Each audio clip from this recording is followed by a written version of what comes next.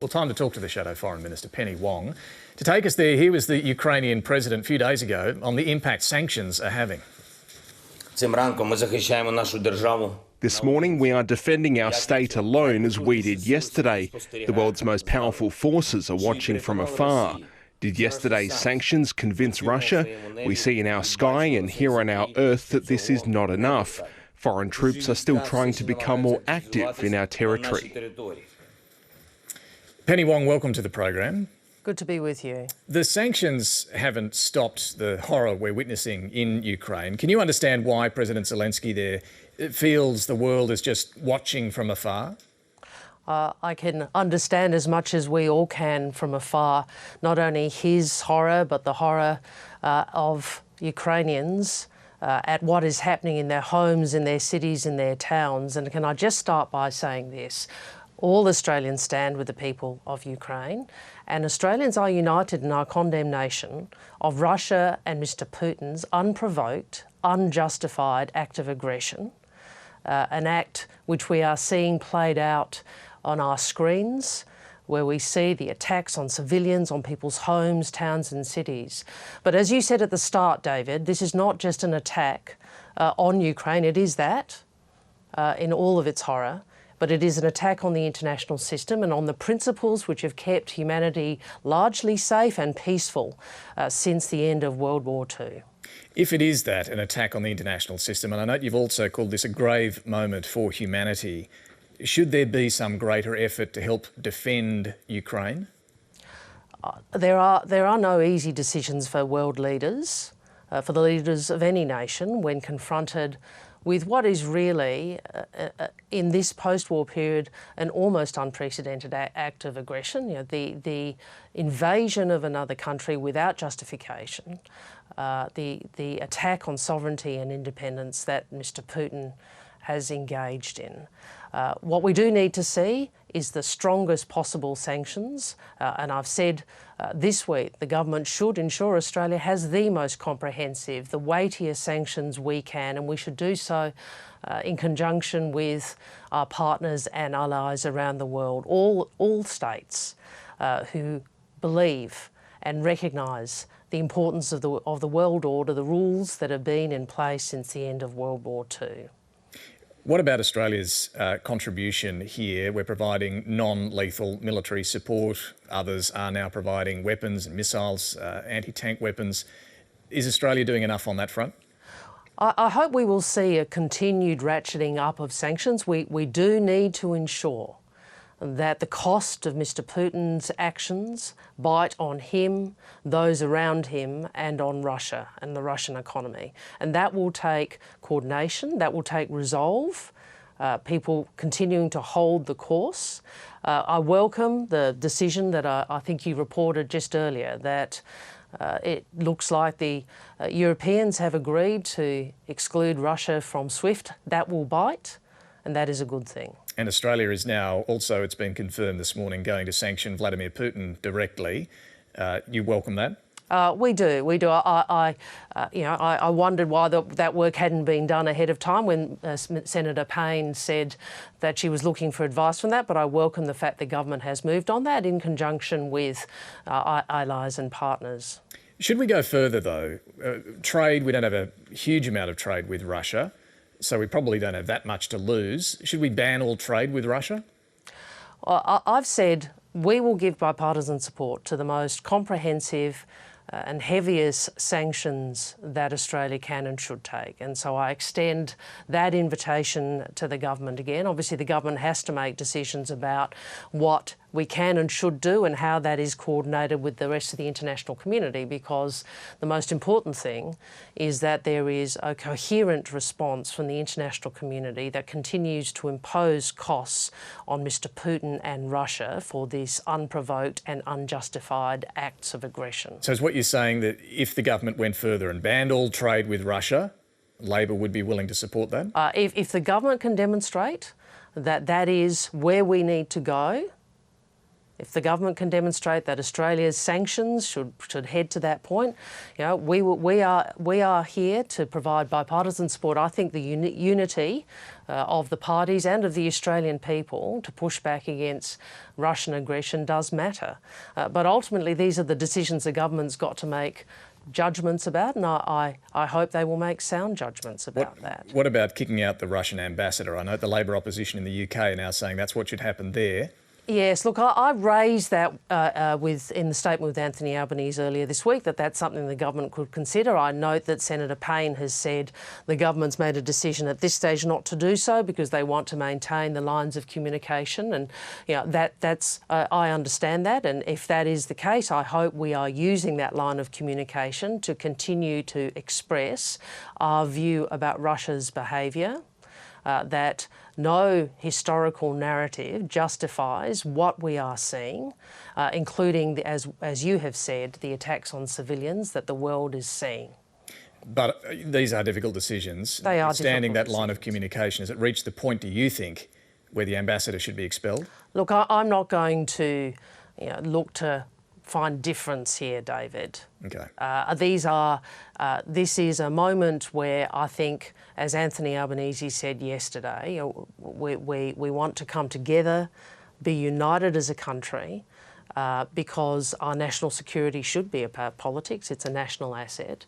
And the point here is that Russia's actions are not only an attack in awful human terms on the people of Ukraine, they are an attack on the system which has enabled a period of, in terms of human history, really unparalleled peace and prosperity since the end of World War II. China has so far refused to condemn Russia's actions, its invasion, nor has India. Both abstained from a vote in the UN Security Council yesterday to condemn Russia. Should both China and India be speaking up about this? Well, Australia's position is and should be that the principle that sovereignty is respected, the principle that territorial integrity is respected, that these are not abrogated by violence or threat of violence, that should be our position, and that's what we would urge all countries to be expressing. And whilst countries will take a different view about how they do that, I would make this point about China. China is a global leader. It is a member, a permanent member of the Security Council, one of 5. It has a special responsibility to make a clear statement that defends the principles around the sovereignty, around territorial integrity, the principles of international law, and that are contained in the UN Charter. It has not done so. The second point I'd make is this. I made a statement in January where I pointed out China has a unique relationship with Russia. It is in a unique position to pressure Russia not to invade. Now, since that time, we saw the China-Russia statement just weeks out, days out, in fact, of the invasion of Ukraine. A statement which said they have a special bilateral relationship, one which knows there are no areas on which they do not cooperate. I think that underscores China's obligations here. I make this final point. China's position is inconsistent. China has had for decades as a precept of their foreign policy that they respect sovereignty and territorial integrity.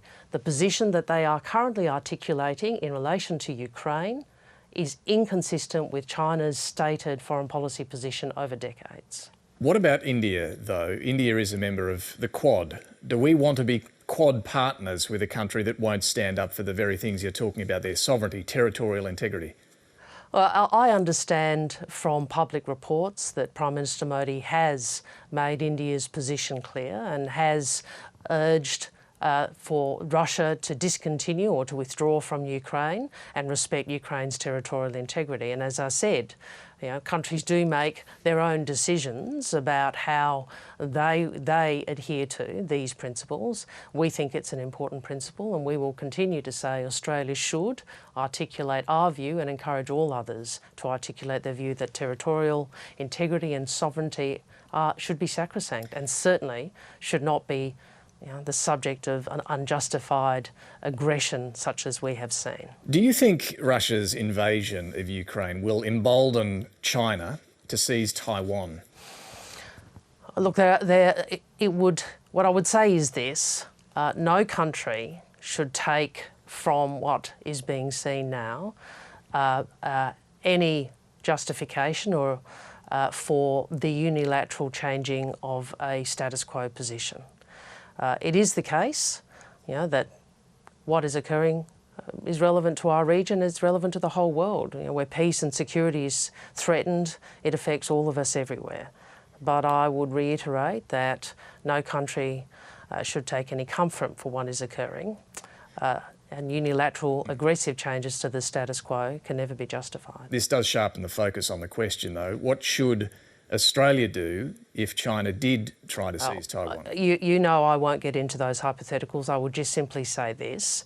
It is the position of the region, of Taiwan, of the United States, our principal ally, and of Australia, that the status quo in relation to Taiwan can only be resolved peacefully, can only be altered peacefully, and that there should be no unilateral changes to the status quo. Do you think sanctions, though, would cut it? Well, you're drawing me into what would happen if. I'm not going to do that for the reasons people well know on Taiwan, but I again say we support, like the United States under successive administrations, the status quo, and with our regional partners and allies continue to assert that there should be no unilateral changes to that status quo. I want to ask you about Australia's relationship with China. You have previously criticised the government for lacking a plan to deal with China. It has since then forged the AUKUS security partnership. The Quad has been elevated. Is this the sort of plan you were looking for? Look, certainly in relation to the Quad and AUKUS, we have indicated our support for those, and ensuring we have strong partnerships, ensuring Australia has a capacity to expand its power and influence to maintain the sort of region we want is important, and which is why we've maintained the support for those institutions and those groupings. I would just make this point. China, a more aggressive China, is a challenge that any government will have to deal with. In fact, that countries around the world are having to deal with. And in meeting that challenge, the first principle must be we will never take a backward step when it comes to standing up for Australia's interests. So do you still think the government lacks a plan? Well, I think what I would say is that bipartisanship is a national asset when it comes to dealing with a more assertive and more aggressive China. Bipartisanship is a national asset, and that is why, David, whatever my views about Mr Dutton's behaviour at times or Mr Morrison's behaviour, we have lined up to provide that bipartisan support on key decisions, including in relation to the Quad.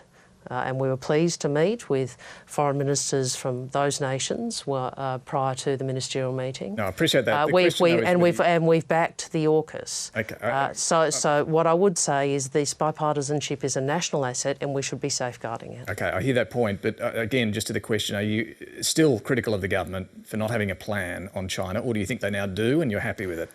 Look, I think there's always more we can do to improve Australia's power and influence. Like what? What would we do? Improve our capability. And I've spoken about the importance of improving not only our military capability, where obviously a lot of the government decisions have led to significant capability gaps, but our diplomatic capability and our capacity to deal with what's called the grey zone. So that is, those pressures which are applied to us, which are short of kinetic military conflict. I think also we can improve our economic resilience. We should be ensuring we can make more here, that we are able to diversify not just our export markets, but also our export products. So there is a whole comprehensive plan, there's a whole comprehensive approach to making Australia more resilient and more secure in a world that is more difficult. Is there anything what I would say to you is that Anthony Albanese and Labor is presenting such a plan, and we will continue to add to it in the weeks and months ahead. Is there anything you would do, though, Penny Wong, to improve relations with China? I note the Chinese ambassador to Australia, the new ambassador, did say the other day that China is willing to work with Australia to meet each other halfway. Would Labor be willing to do that? Well, I hope what that would mean is that the Chinese ambassador would be looking to announce the removal of all of the economic pressures and sanctions, effective sanctions against Australia and Australian products and exports. Look, I've said previously, whoever is in government, this is going to be a challenging relationship. whoever is in government is going to have to manage the structural differences there are between China and Australia, enduring differences, some have called them. And that is the job of statecraft, that is the job of government, and it should be done soberly, consistently and calmly, and that is the approach we would take. Okay, and as part of the steps that you articulated earlier to improve Australia's standing, defence spending, it did fall as a percentage of GDP last time Labor was in office. Do you think it now needs to increase? Oh, 2 points I'd make. The first is actually, over the period of the Rudd-Gillard governments, the proportion of GDP spent on defence were about equivalent. Our strategic circumstances have changed. That is true. Okay, I just want to clarify, it was lower than it was under the Howard government and lower than under. Well, it was about just over 1.7%. Okay, so they were broadly equivalent, broadly similar. What I would say though is this: our strategic circumstances have changed. So does it need to increase and that now? is, which is why we have committed, and Anthony again reiterated that yesterday, to a floor of 2% of GDP. On defence spending. Does it need to go higher? Well, before we start talking about that though, what I am deeply concerned about, as has been played out at Senate estimates over a couple of years, is that this government seems to have been unable to convert increased defence spending into capability that the ADF can actually use when needed. And the most obvious example of that is the capability gap on submarines after 2 contracts have now been junked. And we clearly have a capability gap between the end of the life of the Collins and the earliest arrival of any nuclear-propelled submarine. And from what I have seen in answers to questions at Senate estimates, there is no plan to deal with that. What would be your plan? Do we need to build a new Collins-class submarine to fill the gap? These are very big decisions, and I'm certainly not going to be announcing them on Insiders. They are the decisions government should make carefully. What I'm more concerned about is Peter Dutton does not appear to have turned his mind as to how we fill that gap. All right, Penny Wong, thanks for joining us. Good to speak with you.